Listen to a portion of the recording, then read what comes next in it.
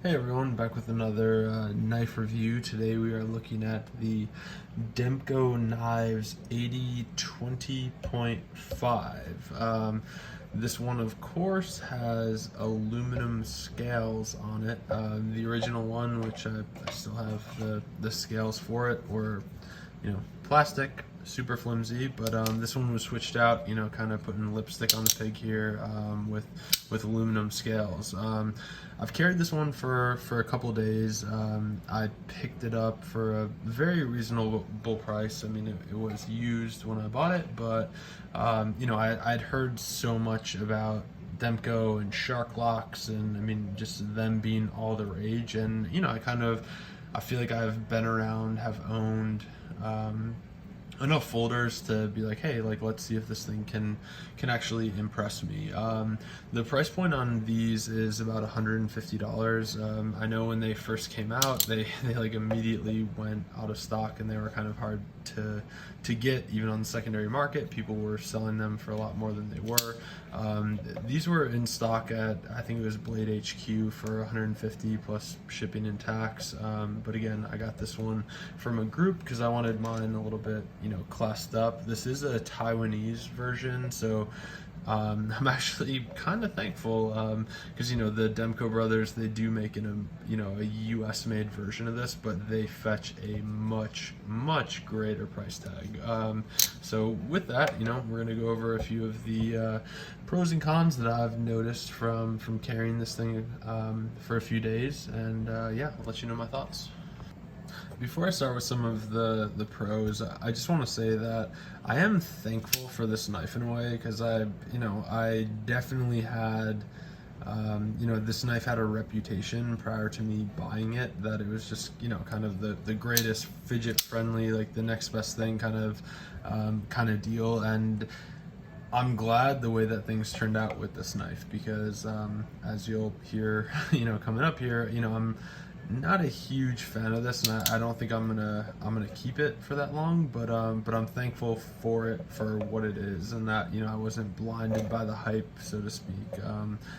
I've certainly formed my own opinion about this knife, and yeah, I don't think it really has a place in my EDC arsenal. All right, the first pro I'm going to go over is, why everyone came to the table with this thing, and it is that shark lock.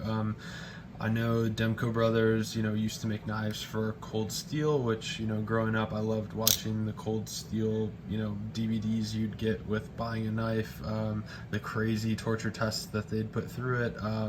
This shark lock is revolutionary. I have no doubt in my mind that this thing will be around much longer than I am, but at the same time, like, I'll get to it in the, in the future, but it's just not very intuitive for me. I'm used to liner locks, button locks, OTFs, whatever. This, like, having to change my grip and to close the knife, not really used to it. But the one pro of this knife, again, it's a patented design. This shark lock is really strong, and I respect that. I think that's cool that they kind of pushed the envelope, got away from traditional designs. But yeah, that's one of the pros. The other pro that I found from carrying this is it's very slim as far as a profile goes. They did a really good job of, not overextending how wide the frame is to take the blade. It's not a particularly thick blade by any accounts, but I think it's appropriate for the size of knife, and when this thing is in your hand, whatever, it's definitely small. So the profile of this thing for what it is, I think they did a good job with that. Alright, now that we've ripped through all of the pros that I have for this thing, I wanted to get into the cons, which actually, my first con is the shark lock. So one of the things that I bought this for was the fact that, people said, oh, it's so fidget friendly, and, I know that there's different ways to, like, open this, like depressing the lock, which, bumps this thing up, and then you can flick it out, whatever. Like, to me, that's not really fun. I don't know.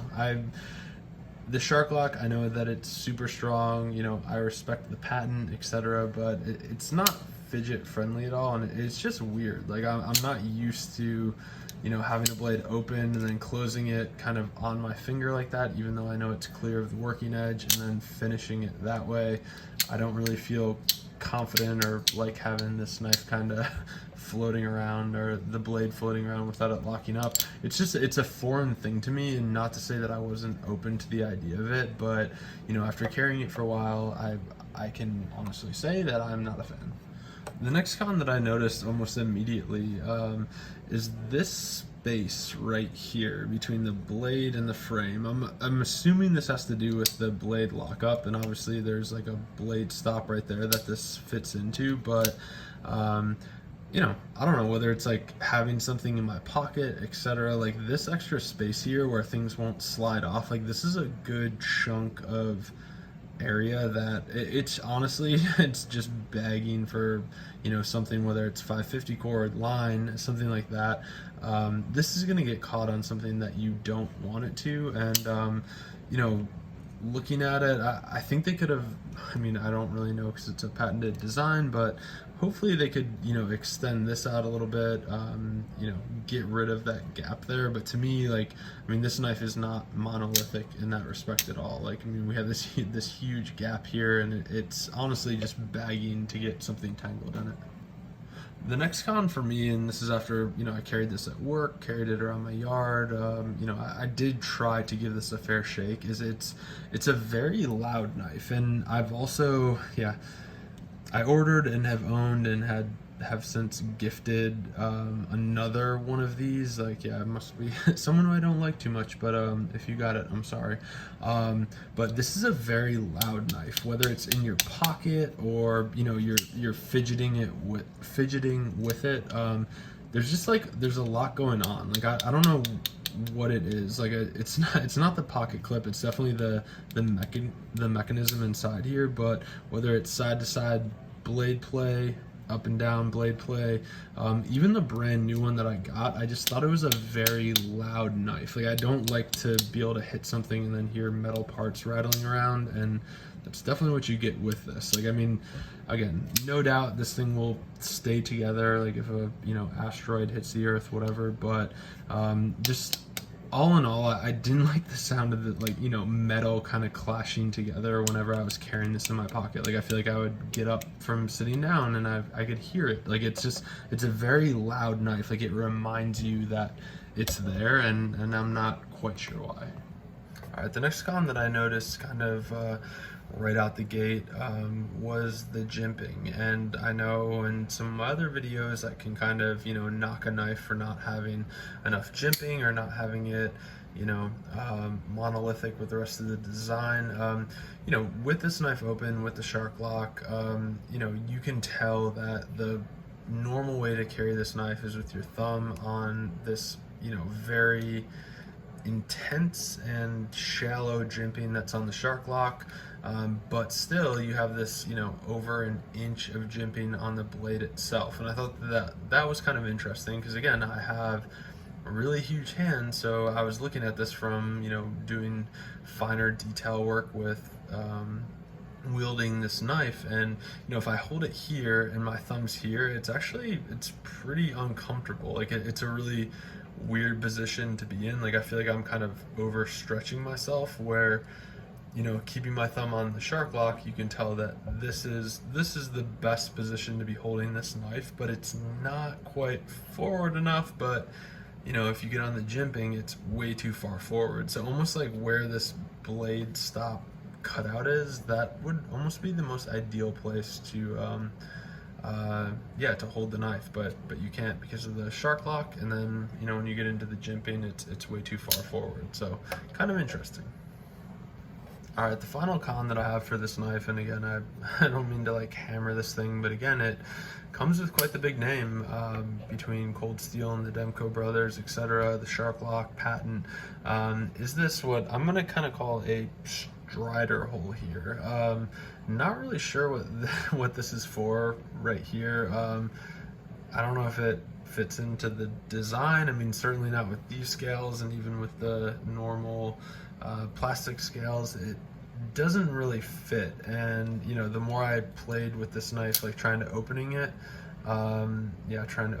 like I was gonna use this thumb stud every single time. Like there really wasn't a time where I was like, oh, this is comfortable. Like I feel like this strider hole, as I'm calling it, is actually like too far down where I have to like break my grip and get down here, and then I don't I don't feel that great about like flicking it open. Like it actually won't. Like you really want to have that mechanical advantage of this thumb stud to be able to get it open. So a little bit confused about that. I don't think it's really weight reduction. This is a super nice and loud lightweight knife, but you know, it's kind of curious. I don't get it. I guess like, you know, if you wanted to use your thumb to open it, you could do that, but again, that thumb stud works perfectly for it. So as far as flicking it open, I don't really understand the use of the strider hole. And you know, more, I mean, you're kind of seeing it right now. Like when I was sitting there like playing with it, like I kind of, you know, doing the shark lock, and then it would kind of bounce back and forth like this. Like this is like